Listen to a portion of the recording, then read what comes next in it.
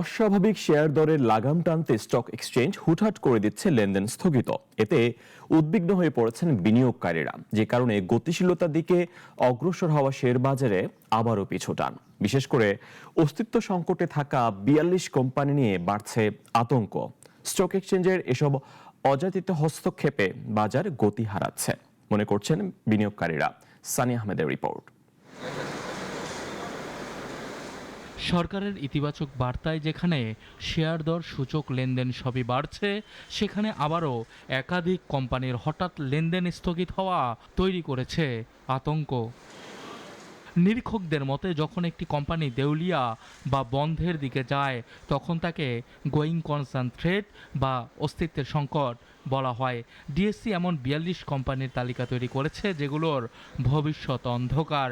সেই তালিকায় শ্যাম্পুর, সুগার ও সোনারগাঁ টেক্সটাইলের শেয়ার দরের অস্বাভাবিক বৃদ্ধিতে লেনদেন স্থগিত করে স্টক এক্সচেঞ্জ।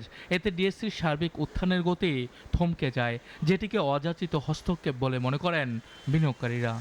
পুঁজিবাজার নিয়ন্ত্রণ সংস্থা কি এখন ডিএসি হয়ে গেল?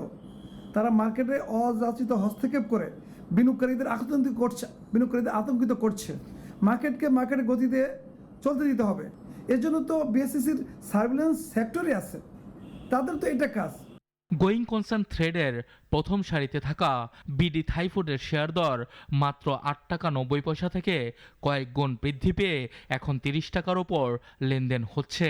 আজিজ পাইপস ৩৭ টাকা থেকে বেড়ে হয়েছে দ্বিগুণ।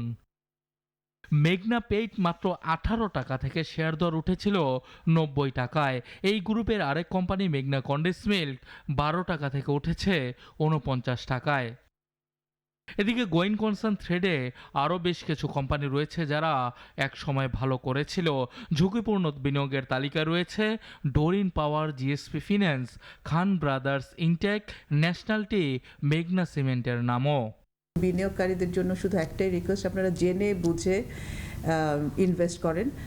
We are absolutely open. আপনাদের কোনো কনফিউশন থাকলে আমাদের এখান থেকেও আপনারা ক্লারিফিকেশন নিতে পারেন। আপনাদের ইনভেস্টমেন্ট প্রসিডিওর এবং অন্যান্য যেটা কনফিডেন্সিয়াল না সেরকম কোনো ইনফরমেশন লাগলে, কোনো এডুকেশন লাগলে, we are happy to give you.